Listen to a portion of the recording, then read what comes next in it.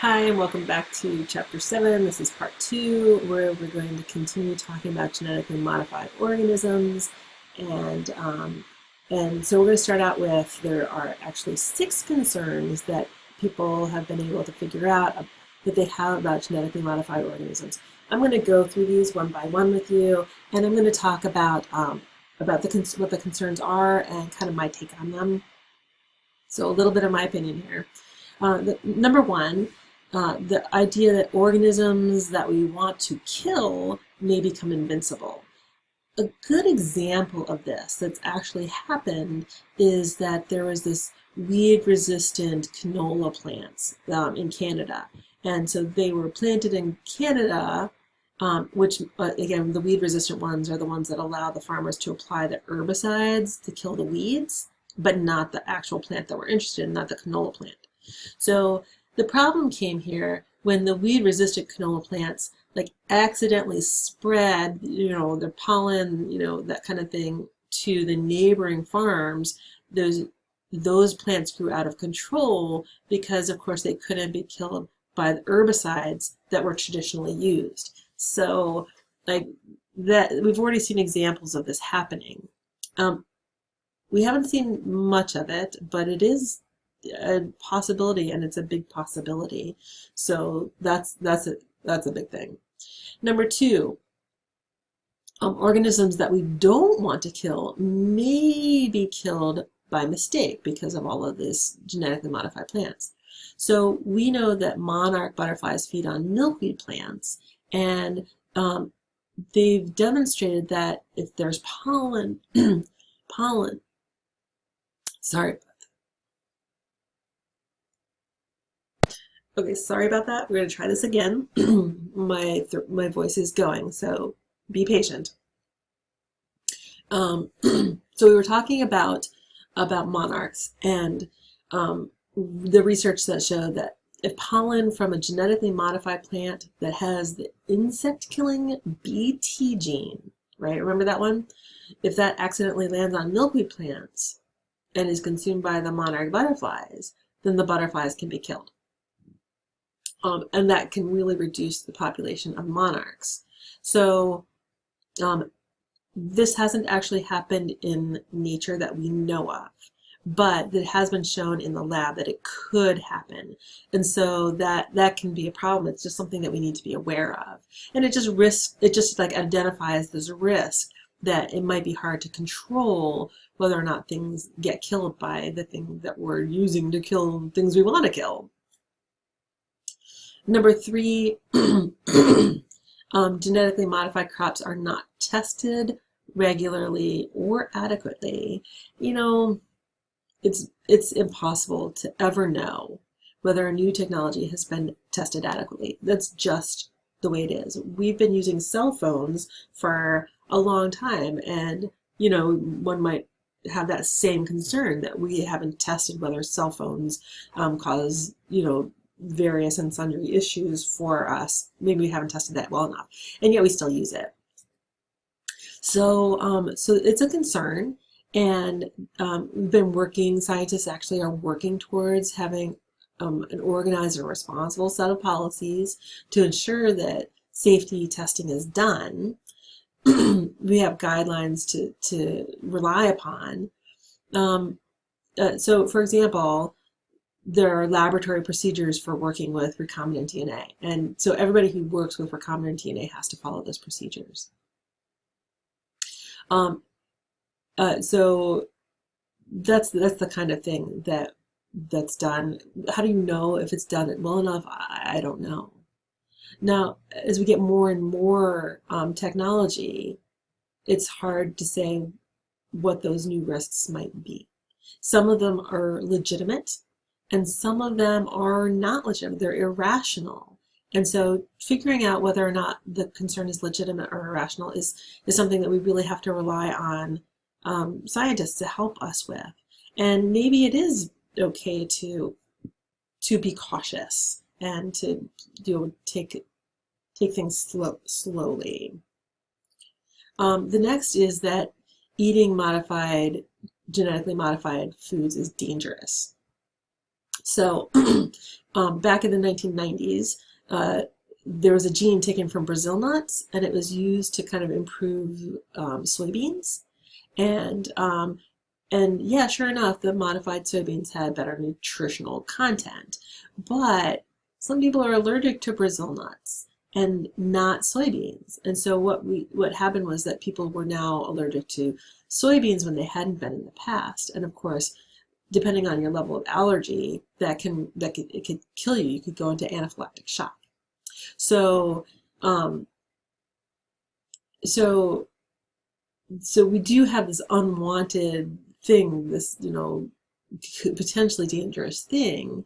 But in this case, all of those genetically modified soybeans that were modified with that Brazil nut gene, they were all destroyed. And the research was suspended. And after that, it hasn't been anything since then to show that consumption of any genetically modified food is actually dangerous. So there was that one example, and it hasn't happened since then. Number 5, loss of genetic diversity among plant crops is risky. And actually, this is one that's quite true.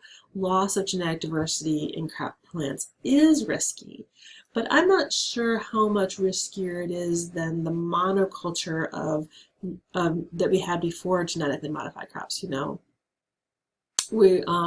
There were, for example, here let me give you an example of the Irish potato famine. That was when potatoes were taken from South America, they were taken to Ireland, grown in Ireland, but there was only like one kind of potato that did really well in Ireland, and so they just grew this one type of crop. This is not an example of GMO, it's an example of loss of genetic diversity. That's the problem. So, the Irish potato famine killed millions and millions and millions of people after the potato crop was invaded by a fungus. And so that's just a good example of how you should avoid loss of genetic diversity.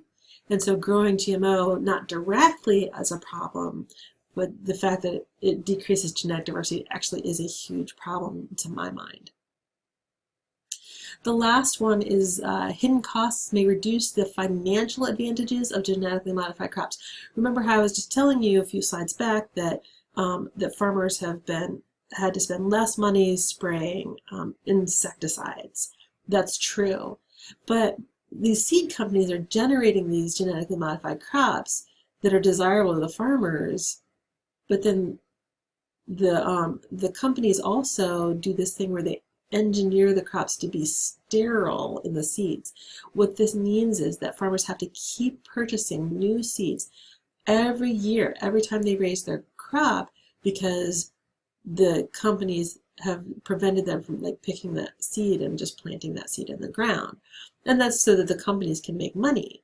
But of course, this costs a heck of a lot more money for farmers. So that is actually, the hidden cost is actually a pretty big deal for farmers. There's other less rational fears that we could talk about, like genetically modified foods are not natural, and somehow that should be a concern. But remember, smallpox is natural, HIV is natural, poison ivy is natural, cyanide is natural. So you have all of these things that are natural that are bad for you. On the other hand, the smallpox vaccine, that's unnatural, and yet it has saved millions and millions and millions of lives. So whether or not something is natural, I don't think that that's a good way to decide whether or not you are worried about genetically modified crops. Then that's just my opinion.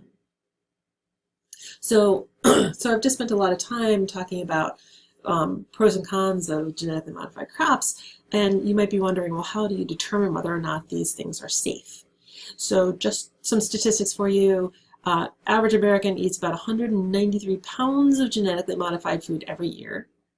And the WHO, that's the World Health Organization, WHO, identifies genetically modified organisms as any organism in which the genetic material has been altered in a way that does not occur naturally. So that's good to know. Got a definition there. In the United States, there is no mandatory review, regulation, or special safety testing of genetically modified organisms. So how do you test to see whether or not GMOs are safe? And you just design a really good experiment using lab rats. Of course, you're going to use lab rats. So this group of scientists did this. They had 3 groups. Group 1 was a diet high in the insect-resistant rice. That's the one, the insect-resistant rice, that's the one where the insect eats it and then they die because, right, they're caterpillars. Group 2 was a diet high in non-GMO rice. And group 3 is a group that basically didn't eat rice. They didn't eat rice at all. So we got 3 groups, and 2 of them are control groups. And so what do you think the results were? If GMOs are bad, then the group number 1 you'd think would actually die or have diseases at higher rates. And it turns out that the mortality among those 3 groups did not differ at all. There's no difference in the amount of cancers or any other type of damage among those groups. So that's a good sign, right? That's a pretty nicely controlled experiment. There's this alternative experiment. Oh, and by the way, they were doing this for like 18 months of eating, which is a pretty big proportion of a rat's life. So an alternative experiment is where you feed rats 3 different amounts of the genetically modified corn. And so 3 different levels of genetically modified corn. Some, they had other groups where some rats were fed modified corn that was also treated with pesticide, and some others were fed non-modified corn treated with pesticide. So we're starting to get into some really complicated design here.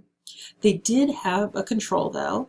The control were rats that were fed non-genetically modified, non-pesticide treated corn. And I think you can hear kind of why, but this study was actually kind of dinged pretty hard by other researchers, because there were so many groups involved, right? So many different kinds of rats involved. Like this is lots and lots of groups and only this one control. Whereas before, remember we had one group that was the experimental group, and we actually had 2 controls. So this one maybe not designed quite as well. So what they found was that in addition to having all these different groups, is that they actually used a strain of rats that were prone to getting tumors. So they had all of these treatment groups, and they had a whole bunch of tumor-prone rats in it, but each individual group only had 10 rats in it. So like how do you tell the difference between if like 1 rat got a tumor or 2 rats got tumors, right? If you only have 10 rats. So so the data are kind of messy with this experiment, a little sloppy. But they did follow up on this, and they found that that there's no evidence for genetically modified corn having an ill effect on rats when it was done in a better study. So like that's just me explaining to you a couple of studies, but that's how they went about doing it. So are GMOs safe? Like literally, how do you prove that something is not dangerous? How do you do that? It's hard. You need lots and lots of big numbers. So of course we're still debating whether or not GMOs is safe, or if they are safe. And there's lots of organizations in there that are like the WHO, the World Health Organization, and the AMA, that's the American Medical Association. What they're currently saying is that genetically modified organisms, those foods, are actually no more risky than non-genetically modified foods. And the data that's coming out is more and more of the data are showing that GMO foods are actually not more risky. And that's why these 2 groups have come forward and say, hey, you know, probably safe. But it's still an individual decision. And if you want to buy, only organic, then buy only organic. Most people can't really afford that. So it's good to know that they're fairly safe. At least that's what we're thinking right now. So we're leaving behind other organisms, and we're really going to focus now on humans. And so in section 7 here of chapter 7, we're going to talk about how we can use these same kind of techniques of biotechnology to prevent disease, to cure disease, and to treat disease. Treatment of disease like diabetes. We've already discussed how insulin can be produced in those bacteria, and those bacteria make insulin, and how many lives have been saved because insulin is now readily available. And in fact, this idea of producing insulin in bacteria literally sparked a whole biotechnology revolution. And most of the things that we use these days are, in fact, made in this new way. Let's talk about a couple others that have been made in this way. First is human growth hormone, known as HGH, human growth hormone. And in your body, HGH is produced in your pituitary. But if you don't have enough HGH, you can actually not grow, and you might become a dwarf. And not that there's anything wrong with that, but some people prefer to have a height that's kind of more in the normal range. And so you can inject children who have the dwarfism gene with human growth hormone made in bacteria. And so they can have that kind of more average height. There's another one called erythropoietin. And erythropoietin is a hormone that's made in the kidneys in your body, and one of the things that it does is that it allows your red blood cells to be formed properly, and if you don't have, like, if you if you get cancer and you get chemotherapy, one of the things that happens is you can get anemia, which is lowering the amount of red blood cells you have. So if you get injections of erythropoietin, the body can make more red blood cells. So this would be really useful. But of course, both HGH and erythropoietin have been implicated in blood. It's called blood doping, where athletes inject themselves with those to develop larger muscles or to increase endurance in, like, for example, long bicycle rides. So they've been implicated to increase athletic performance. Look, these can both be dangerous. If you increase the number of red blood cells, your blood can get much thicker, and this can actually increase the risk of heart attack. And you also have problems with HGH, like that you can actually die from taking too much HGH. So not only are the athletes cheating, but they're also running the risk of death. So we talked about how biotechnology can be used for detecting whether or not somebody has disease and maybe curing them. So people have been screening their offspring for lots of different things when they're born. And if you carried a gene that meant you were going to develop a disease later in life, would you want to know? Or would you want to know if your children have a chance of having that disease? So we actually are able to do this now. We'll talk more about Tay-Sachs when we get into genetics, but basically Tay-Sachs, if you have a child with Tay-Sachs, then your child will die before they're age 2, and that's really hard. So a lot of people who have Tay-Sachs kind of in their family are deciding to not have children, or to not have a child that has Tay-Sachs, not have that child be born, because it would just die before age of 2 anyway. So those are some things that biotechnology is giving to us to help us make these decisions. Oh, I already talked about this one. Will a baby be born with a genetic disease? We have good information on cystic fibrosis, sickle cell anemia, Down syndrome, and a whole bunch of others that can be tested for using screening. And then we can also use screening to decide whether or not you're likely to develop a genetic disease later in life, like breast cancer or skin cancer or things along those lines. So, excuse me. So, yeah, so we use technology to allow us to figure those things out ahead of time. So, once you have figured out if you're going to have genetic disease, and if you or your child has a genetic disease, can you treat this genetic disease? And the first successful treatment of a genetic disease was found in this disease that this boy has right here, which is basically, it's called bubble boy syndrome. And children with bubble boy syndrome are not able to have healthy immune systems. Like just immune system doesn't work. And so scientists use these techniques to try to basically insert genes that were healthy and functioning into these children. Unfortunately, a bunch of these children died of leukemia, which is a cancer of the white blood cells, and white blood cells are part of your immune system. So instead of getting them healthy white blood cells, their blood cells kind of went overboard and ended up killing these children. So we haven't been doing a lot of curing of disease simply because it is very challenging. So we have difficulties with gene therapy. Oops, sorry about that.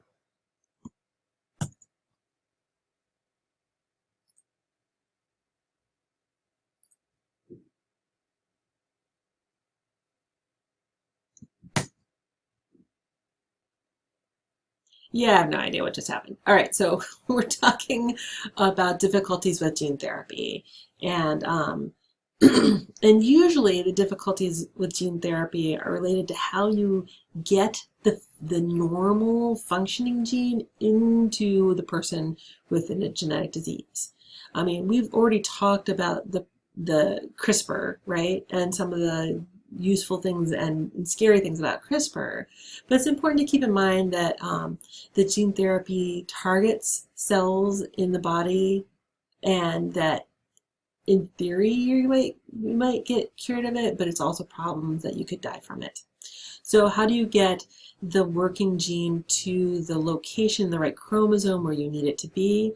Also, how do you get it into the right location in the body where you need it to be? How do you get the working gene into enough of the cells that they have a physiological effect? Maybe you've only been able to put it in 10 cells. That's not going to cure a disease. After you get it into the cells, it's possible that gene could get into cells that you don't want it to be in. And then, of course, how do you get it to regulate at the right levels? Think about the fish with the growth hormone, and how much that's upregulated and how much more of that they're making. So there's definitely lots of problems associated with gene therapy. We have a couple more topics to deal with. The first one is we're going to talk about cloning just really briefly. Cloning was a huge deal back in the 80s and 90s.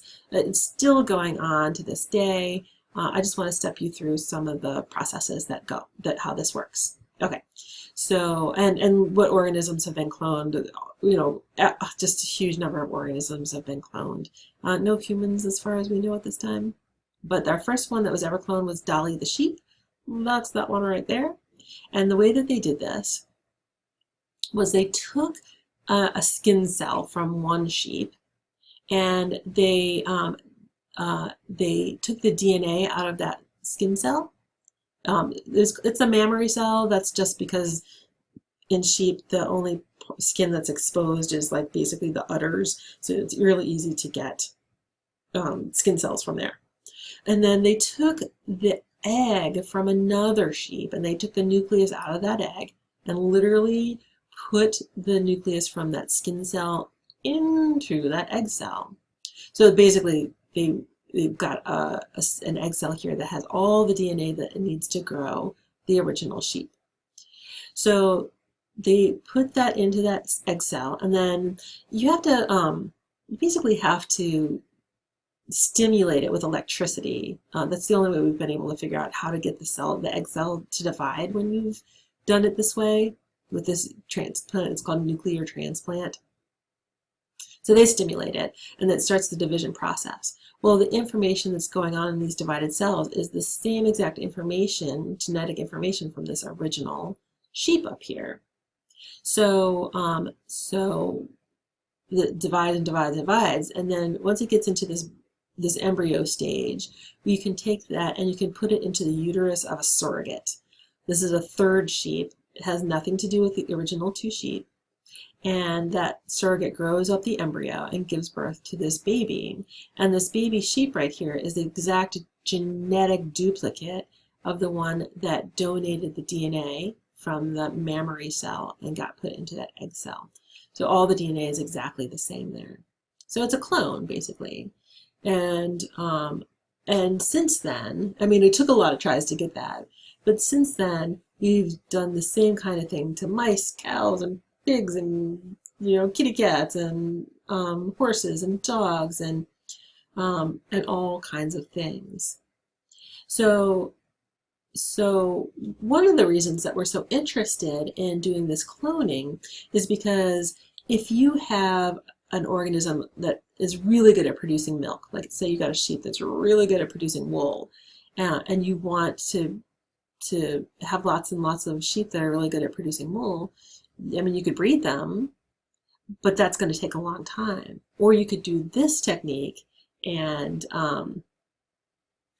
get exactly what you want. So far, we have not cloned humans, but it's very possible that that we could in the future clone humans. The only thing that's kind of stopping us from cloning humans is that scientists and most people are against cloning humans. And so that's literally the only thing stopping that from happening, is that the kind of the moral objections that scientists and others have against cloning humans.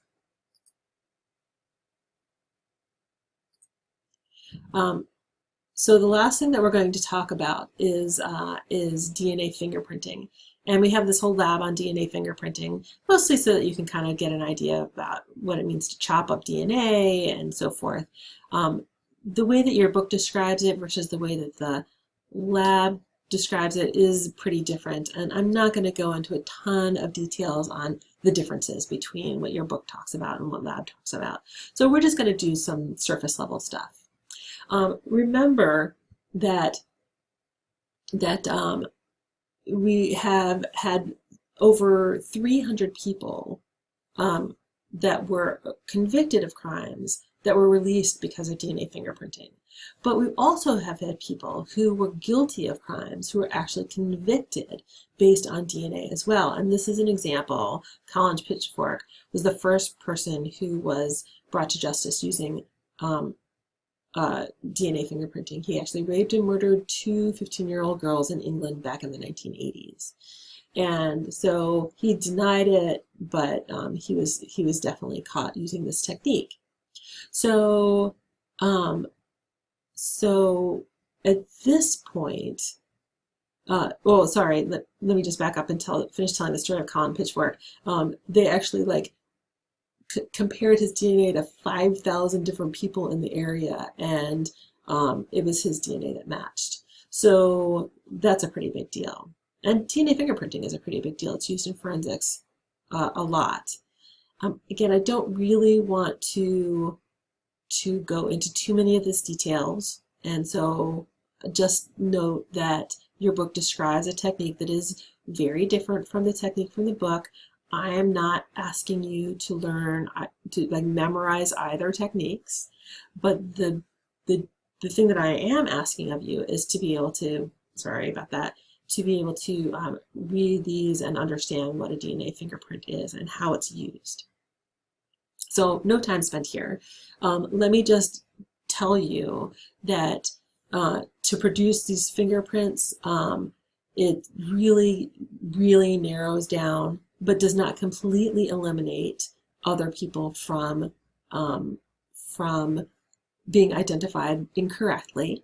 So there's still some work that needs to be done, and that and that we do have all these databases, and because of these databases and because of this DNA fingerprinting, we're actually having lots of people who committed crimes actually pleading guilty to the crimes because of the DNA fingerprinting. Like there's maybe less time spent in the court system because they're seeing that they have been, you know, identified as being guilty. So I don't know if that's a pro or a con. It's probably a good thing, but I can see how maybe it could be abused as well. So because it's not totally foolproof. Like it really eliminates a lot of possibilities, but it's not completely foolproof. So that's what I have for you for chapter 7. And I hope you learned a little bit more about biotechnology and are ready for the RAQ that's coming up this week.